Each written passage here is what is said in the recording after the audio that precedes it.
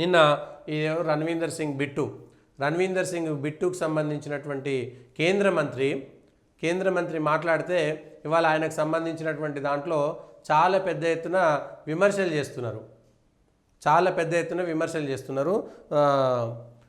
Ravneet Singh బిట్టుపై FIR. సిక్కులను విడగొట్టాలని చూస్తున్న రాహుల్ గాంధీ అతిపెద్ద ఉగ్రవాది అంటూ తీవ్ర వ్యాఖ్యలు చేసిన ఆహార శుద్ధి శాఖ సహాయ మంత్రి రవనీత్ సింగ్ బిట్టుపై కర్ణాటకలో కేసు నమోదైంది. కర్ణాటకలో కాంగ్రెస్ సర్కార్ ఉంది కాబట్టి కేసు నమోదైంది.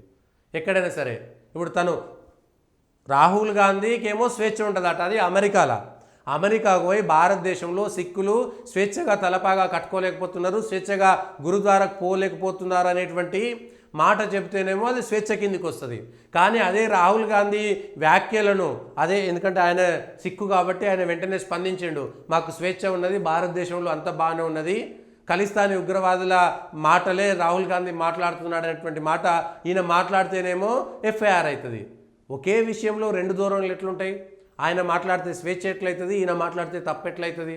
దానికి ఇవాళ కాంగ్రెస్ ఎమ్మెల్యే వెడమ బొజ్జు పటేల్ ఒక మాట మాట్లాడాడు. ఏంది, బిట్టు తలదేస్తే నా ఆస్తి రాసిస్తా.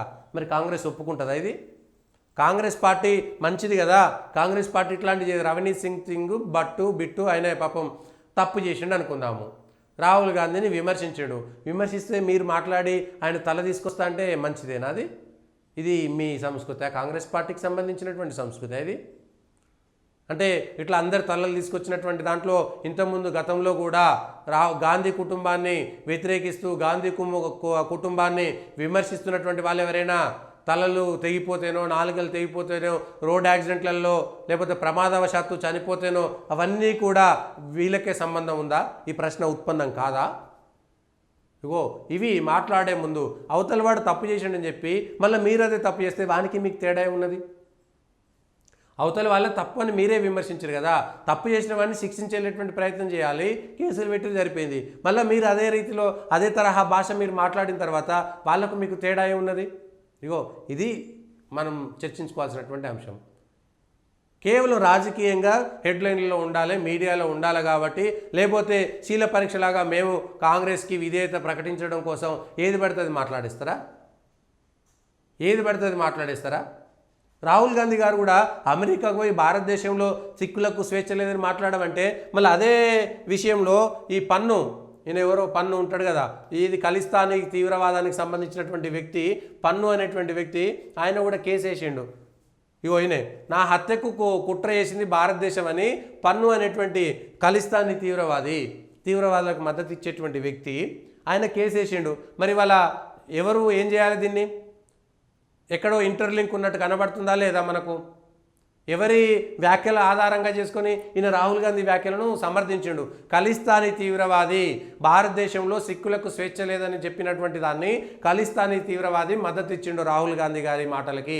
ఇప్పుడు కాంగ్రెస్ పార్టీ సమాధానం చెప్పాలి.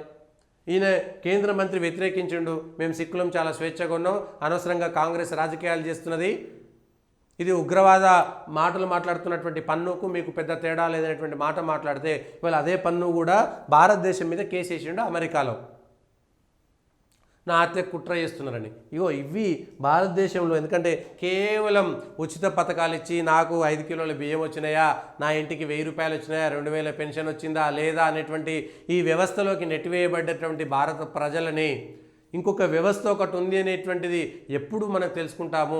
ఎవరెవరు వాళ్ళకు సంబంధించినటువంటి వాళ్ళ అంశాలు మాత్రమే, వాడు ఏమైనా కానీ వాడు అడక్క తిన్నా సరే వాడి మతాన్నో వాడి దేవుణ్ణో ఒక మాట అంటే వాడు ఒప్పుకోడు.